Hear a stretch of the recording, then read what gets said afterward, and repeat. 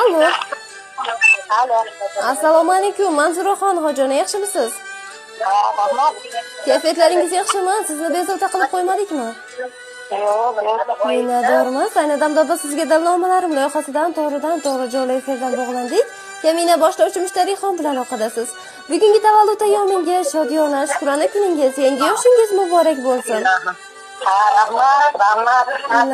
Ilohim 100 yoshlarni qarshi oling, takror xojona bo'lib yuring. Shunday chiroyli, quvonchli kunlaringizda bizga juda ko'p she'rinomalar, tabrik xatlar yetib kelgan. Shu o'rinda savol berib o'tmoqchiman. Qaysi bir mehribonlaringiz, yaqinlaringiz sizni tabriklash maqsadida bizga murojaat etgan bo'lishlari mumkin? Qizlarim, singillarim, hamdalarim, jigarlarim. Ayni damda qaybilardan ko'proq kutyapsiz? Hammasi bir-biri bilan endi maslahatlashgan. Keling, ko'p qiynamasdan o'zim aytib o'tsam maylimi? Bu sizni dunyolarcha yaxshi ko'ruvchi, sizga mehribon bo'lgan, sizni o'z onalaridek ko'rguvchi kelin qizingiz Asalxon opa nomidan qabul qilar ekansiz. Rahmat. Ushbu tabriklarga o'g'lingiz Dilmurod aka, nabirajoningiz Muhammad Ali, Alisher Muhammad Ziyo ham qo'shilchar ekan.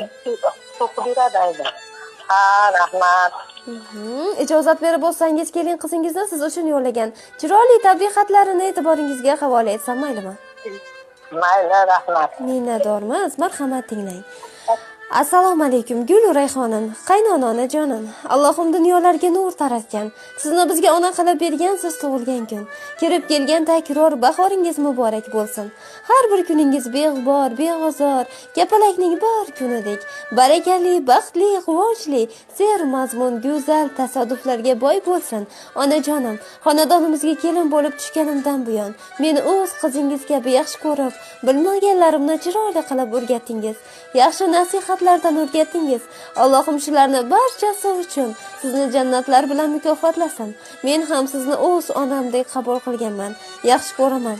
Siz men uchun juda ham qadrlisiz, azizsiz. Menga shunday mehribon, samimiy, oqko'ngil, halol, pok, umr yo'ldosh dunyoga keltirganingiz, chekkan zahmatlaringiz rohatini, mehnatlarim, sizga bo'lgan mehrim bilan ado etishga harakat qilaman. Onajonim, shunday chiroyli kunlaringizda hali ko'p yillar birgalikda chorlash, qarshi olish nasib etsin. Oyijon, men sizga qanday kelin bo'loldim? Xizmatingiz to'liq ado eta olmadim. Goho ranjidim to'g'ri so'zingizdan, goho esa qadringizga